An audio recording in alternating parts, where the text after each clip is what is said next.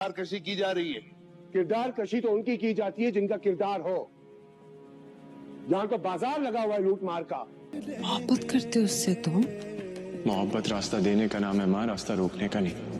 تو جیسا کہ آپ نے اس ایپیسوڈ میں دیکھا ہے کہ جج صاحب اپنا فیصلہ سنا دیتا ہے. وہ کہتا ہے کہ سید داؤد پر سارے لگائے گئے الزام جو ہیں وہ جھوٹے ہیں.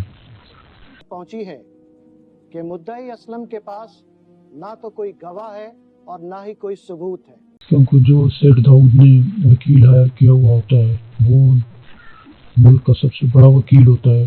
وہ ہر چال چلتا ہے پیا کے وکیل کو ہرانے کی. تو بالآخر وہ اپنی سازش میں کامیاب ہو جاتا ہے اور پیا کے وکیل کو ہرا دیتا ہے. حالانکہ یہ سچ نہیں ہوتا، سچ کچھ اور ہی ہوتا ہے جو کہ چھپایا جا رہا ہوتا ہے. سچ کا سب کو پتہ ہوتا ہے اور وہ جو وکیل ہوتا ہے وہ پیا کی کردار کشی کرنے میں بھی کوئی کسر نہیں چھوڑتا. وہ کردار کشی کرتا رہتا ہے اور سانول جو ہے وہ پیا کی حفاظت کرنے کی ہر ممکن کوشش کرتا رہتا ہے. جب وکیل پیا کی کردار کشی کر رہا ہوتا ہے تو سانول بہت ہی غصے میں دیکھ رہا ہوتا ہے. تو یہ سب جانتے ہیں کہ یہ جو الزامات پیا پر لگائے جا رہے ہوتے ہیں یہ جھوٹے ہوتے ہیں اور وہ باقی سید داؤد پر جو الزامات ہیں وہ سچ ہیں. تو ہر ممکن کوشش کرتے ہیں لیکن سید داؤد کا جو وکیل ہوتا ہے وہ سب کوششیں ناکام کر دیتا ہے اور سید داؤد کو بری کروانے کی ہر ممکن کوشش کرتا ہے.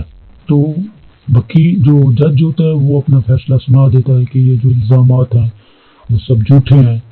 تو اسی وجہ سے اسے باعزت رہا کیا جاتا ہے.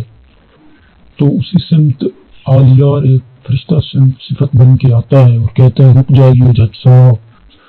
سب اس کی طرف حیرانی سے دیکھتے ہیں کہ یہ کون آ گیا ہے. عالیار آ کے کہتا ہے کہ ایک اور بھی گواہ ہے، اس کی بھی گواہی سن لو آپ.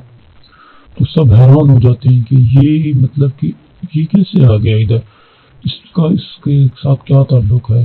اس کا باپ اس کو حیرانی سے دیکھ رہا ہوتا ہے کہ یہ میرے خلاف کوئی اور سازش تو نہیں رچ کے آیا. پیا بھی حیرانی سے دیکھ رہی ہوتی ہے، سانول بھی، اور سب اس کی طرف حیرانی سے دیکھ رہے ہوتے ہیں کیونکہ وہ بہت ہی ٹھوس ثبوت لے کے آیا ہوتا ہے اور یہ ثابت کرنے کی کوشش کرتا ہے کہ میرا باپ جو ہے وہ قصوروار ہے اور اس کو سزا دی جائے.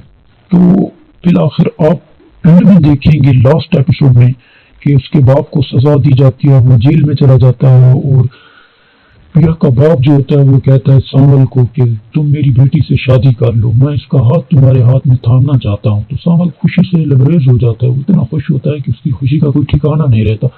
وہ چاہتا ہے کہ میں کہیں اڑ جاؤں، کہیں غائب ہو جاؤں. اتنا خوش ہو جاتا ہے اور دھمال پا رہا ہوتا ہے، ڈانس کر رہا ہوتا ہے. اس کو خوشی کا کوئی ٹھکانہ نہیں ہوتا. دوسری طرف دیکھا جائے تو عالیار بہت ہی غمگین نڈھال اور بے چین ہوتا ہے. وہ کہتا ہے کہ میں کہیں دور ہو جاؤں، کہیں خلوت میں چلا جاؤں، کہیں دور ہو جاؤں. اپنی ماں سے کہتا ہے کہ میں اب یہ ملک چھوڑ کے جا رہا ہوتا ہوں.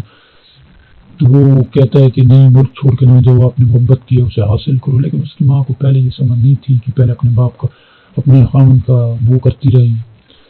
تو اب عالیار جانے کی کوشش کرتا ہے اور اینڈ میں جب سانول برات لے کے آتا ہے تو ایک لڑکی آ کے پیا کو کہتی ہے کہ عالیار تم سے ملنے آیا ہوا ہے. تو جو پیا ہوتی ہے اس کی سانسیں تھم جاتی ہیں، رک جاتی ہیں اور تھر تھراہٹ کپ کپاہٹ سنسناہٹ ہو جاتی ہے ایک طرف سے. وہ کہتی ہے کہ یہ کیسے آ گیا ہے، کیونکہ عالیار سے ہی محبت کرتی ہے پیا. وہ احسانات کی وجہ سے سانول سے شادی کر رہی ہوتی ہے اور سانول ادھر سے برات لے کے آ گیا ہوتا ہے کہ میں جا کے پیا سے شادی کر لوں.